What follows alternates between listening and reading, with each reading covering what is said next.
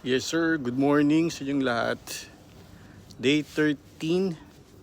So si Haring Araw, tirik na tirik ngayon. Pakita ko sa inyo.